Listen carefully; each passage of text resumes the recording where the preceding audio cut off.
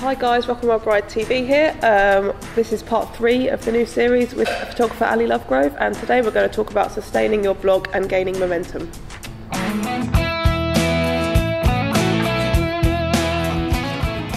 Okay Kat, I just wanted to ask you some questions about now you have made your blog so big, what are the steps that you're taking now to grow it and get it out there really.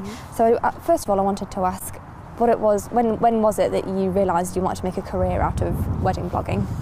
Well, I think I started getting emails about sponsorship and stuff maybe like January last year, December 2009, and it was people that emailed me asking about it, so I was like, well, I don't know, I figured out sort of how much traffic I was getting, and I basically started by charging a really tiny amount to advertise on it, and then it kind of went quite well, and then in May 2010 I went part-time, and I guess when I went part-time was when I sort of realised, you know, I'm making enough money now to sort of subsidise half my income, so it just sort of realised that maybe this could be a career, and I just took it from there really. Okay, and how did you go about building the blog once you knew you wanted to do it professionally and full-time? What were your first steps then, thinking how you wanted to grow it?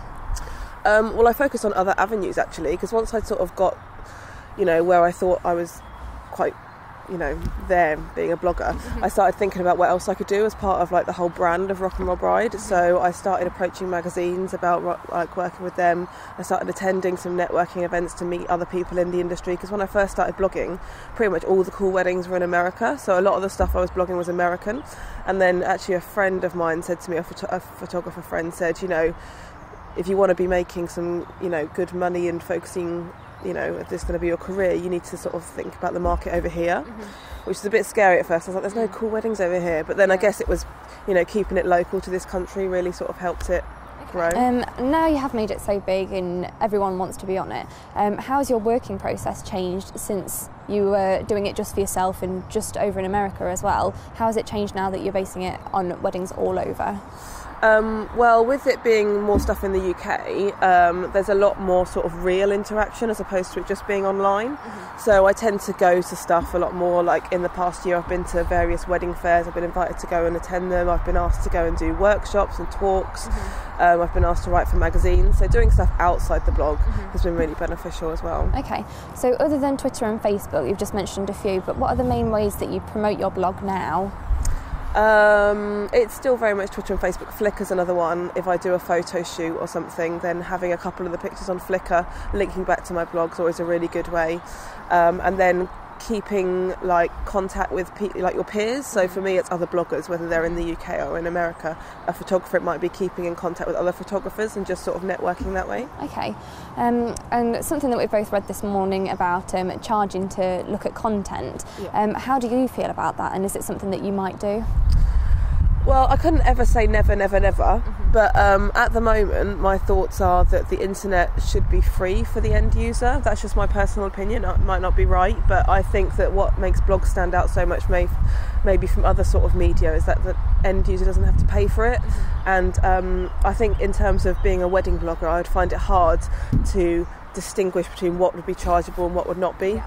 Okay, and in the interests of providing content that your readers really want and you know what they want, how do things that you've run recently, like offers for choosing out of 3 couples who should get free wedding photography, how has that impacted the blog and what return have you seen on that? I did that first about a year ago actually. I did 2 contests last year for free wedding photography, and I decided that by having my readers vote for them, first of all it took the pressure off of me having to do it and make the final decision, and also by getting someone else to vote for someone else, it means that the couples that were in it ask all their friends and family to come and look at the blog and vote for them, which is a whole different audience that wouldn't necessarily look at the blog. And of the content that you do put out there, what do you see the most feedback from your readers? Is there any kind of genre in particular or style that you gain most feedback from? I think real weddings generally get a level kind of amount of feedback in terms of comments.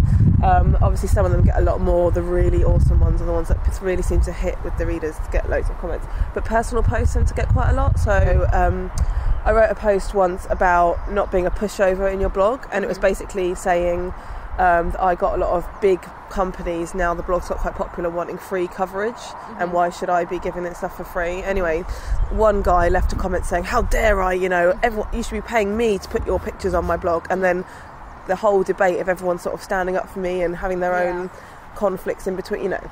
So that caused, you know, a bit of debate is always good. Okay. So.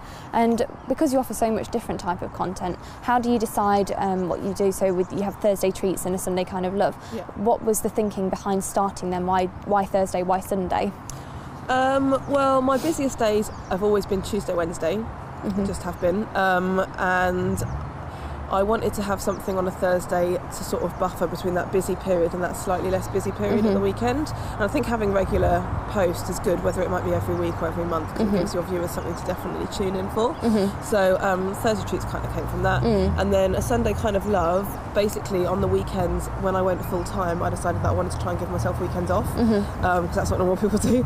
So I thought, I normally post 3 posts a day. On the weekend I was like, I'm just going to do one. And a Sunday kind of love was a post that I could write quite quickly, and it was just there all day, and it was quite an easy thing for me to do, basically. Okay. With you mentioning you do 3 posts a day, what advice would you give to other people that are starting their blogs not knowing quite how many posts to do or when to do them? Well, when I first started mine, I would blog as soon as I saw something cool and I got the okay to do it. I'd do it straight away because I'd be really excited. I'm like, this wedding's really amazing, I need to blog it straight away. And I got feedback on one of my first reader surveys that it was a little bit manic. No one knew exactly when and where to, you know, there was always too much content. So I kind of thought, right, I'm going to make it easier on myself as well and focus on the quality rather than quantity. So I think let's say for a photographer, you're obviously not going to have as many weddings to blog as I might have to. So I mean, at least if you try and just do 1 or 2 a week, just structure yourself that way.